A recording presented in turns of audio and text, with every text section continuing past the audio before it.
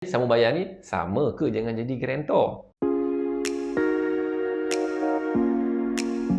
Hai semua, bertemu lagi dalam Zul Adi Studio. Saya berterima kasihlah kepada anda yang terus-terus menyokong sehingga berkembangnya channel ini. Jadi kalau ada yang belum subscribe, boleh tekan butang subscribe dan tekan juga butang loceng supaya notifikasi saya sentiasa muncul di gadget anda. Korang pernah dengar tak cerita pasal sambung bayar ni? Sambung bayar apa? Macam-macam nak disambung kan? Sambung bayar pun ada. Kalau sambung silaturahim tu okey lah. Jadi sambung bayar ni sama ke jangan jadi guarantor?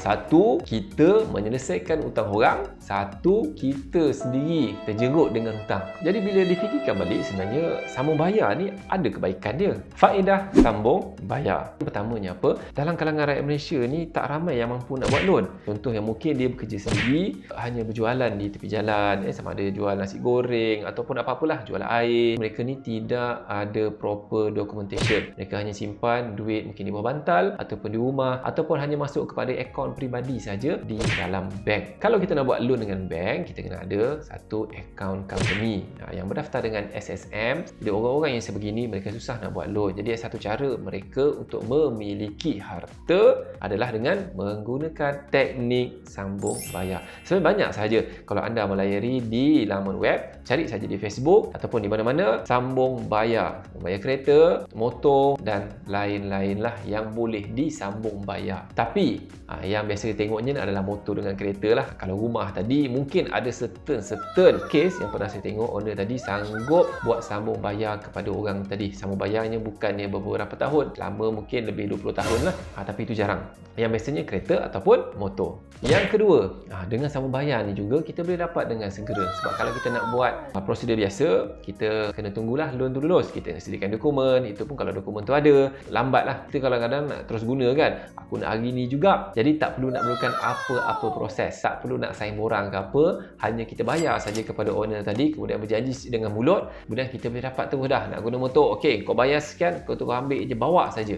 Ia adalah satu benda yang sangat memudahkan sebab kita sebagai pembeli sambung bayar ini. Ketiga, Sikris memang tak kacau. Sebab kalau kita dah pergi ke bank negara, kemudian kita cetak kita punya penyata Sikris kosong.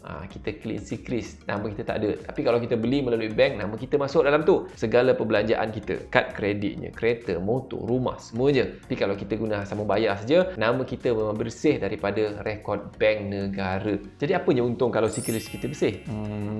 Entahlah tuan-tuan. Yang keempat, owner tak perlu nak mengadap bayaran bulanan. Sebab bayaran bulanan dibayar oleh orang lain. Walaupun benda ni sebenarnya ada kebaikan, sebagaimana yang saya sebutkan tadi, ia juga tidak lari daripada keburukan. Korang tak tahu ke, nama dalam geran tu masih lagi nama siapa? Nama pembeli asal, nama owner tu lah. Bukannya tu tukar nama korang. Sebenarnya, selagi mana owner asal hidup, kita tak ada masalah. Tapi kalau dia meninggal, so harta tu kepada siapa? Tentulah kalau berlaku pertikaian dan dibawa sekalipun kepada mahkamah, tentunya kita akan kalah. Jadi duit yang kita bayar tadi untuk setiap bulan tu apa? Hanya sebagai seolah-olah sewaan sahaja. Kita sewalah motor dia tu setiap bulan. Dan bila kita dituntut untuk memulangkan, kita wajib mesti memulangkan harta itu tadi sebab ia telah berpindah milik, bukan lagi owner yang asal tadi. Dah jadi harta faraid, harta pusaka. Begitu juga tuan-tuan, walaupun contohlah kita dah bayar selama 3 tahun dan dah habis bayar pun dengan kedai, kita bayar setiap bulan, tapi selagi mana nama dalam geran tadi tidak bertukar kepada nama anda, kereta ataupun motor itu tadi masih lagi milik pemilik yang asal. Kalau berlaku apa-apa sahaja pertikaian, anda akan kalah. Sebab itu kita kena ikut peraturan dunia. Jadi bila sebut tentang road tax, bila kita nak renew, memang kita kena bayar lah. Tapi nama dalam tu nama siapa? Seolah-olah kita bayarkan untuk tuan rumah. Tapi kalau kita sewa, kita tak perlu nak tanggung semua tu. Disebabkan kita buat sambung bayar, kita terlari amanah. Segala kerosakan kita kena tanggung selagi mana kita memegang motor tersebut dan kita masih lagi membayar bulanan kepada pihak yang memberikan pembiayaan. Ada lagi ke keburukan dia? Tak ada dah. Untuk pembeli, itu je. Yang ada untuk siapa? Untuk owner. Okey, kita sebut pula keburukan untuk owner. Bila kita dah serahkan kepada orang, kita beranggapan dia akan bayarlah tiap bulan.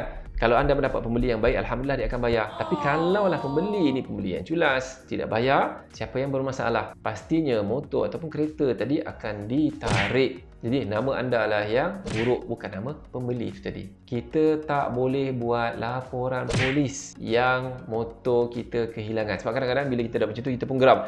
Geramlah aku dengan dia ni, kenapalah dia tak bayar. Baik aku buat laporan polis, aku telah kehilangan motor ini, telah diambil oleh si fulan-fulan. Sebenarnya tak boleh tuan-tuan. Kita dah tak boleh buat laporan polis. Apa sebabnya? Sebabnya kita dah serahkan motor tadi secara sukarela. Untuk sabitkan seseorang tadi satu kesalahan di bawah Kanun Keselesaan Seksyen 378, saya bacakan ya. Barang siapa yang bermaksud hendak mengambil dengan curangnya apa-apa harta yang boleh dialih daripada milik mana-mana orang dengan tiada kerelaan orang itu, menggerakkan harta itu dengan tujuan mengambilnya, adalah dikatakan melakukan kesalahan mencuri. Bila kita berikan motor atau kereta tadi dengan kerelaan atau tidak. Jadi tak boleh buat laporan polis. Kalau buat laporan, dia akan backfire kepada kita. Sebab kita telah menjual harta yang bukan sebenarnya milik kita. Jadi kalaulah kita ni memang dah tak mampu nak beli kereta, nak beli motor, kita carilah, jumpalah orang kaya-kaya. Kan, jumpa Alif Syukri ke, jumpa siapa-siapa lah, selebriti yang kita tengok selalu tayang harta di kereta banyak-banyak kan. Tanya dekat dia, kereta tak pakai ni, boleh tak saya pinjam? Kalau dapat sama bayar tu boleh lah kan. Kalau Alif Syukri cakap, oh gunalah kereta ni bayar sebulan 1,000 pun tak apa. Ferrari contohnya kan. Sedangkan Ferrari tu sebulan mungkin kalau harga 1 juta tu tak tahulah berapa sebulan. 10,000 sebulan ke apa. Tapi dia kata oh bayar 1,000 je sebulan. Cukup 6 tahun ambil lah. Kita tukar nama okey. Kalau ada tawaran macam tu kita sambar je lah.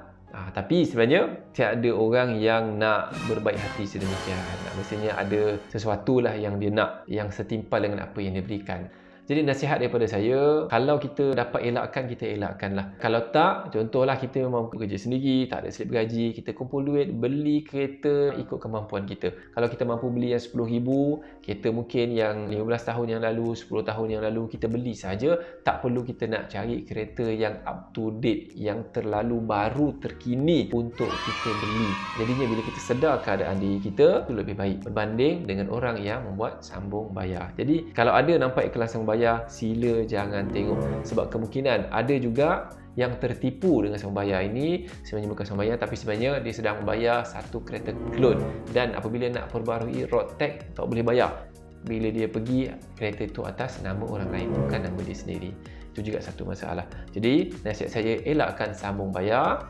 Gunakan kereta ataupun beli kereta yang mengikut kadar kemampuan kita. Okeylah, itu saja untuk video pada kali ini. Moga ia bermanfaat untuk anda semua. Okay, bye.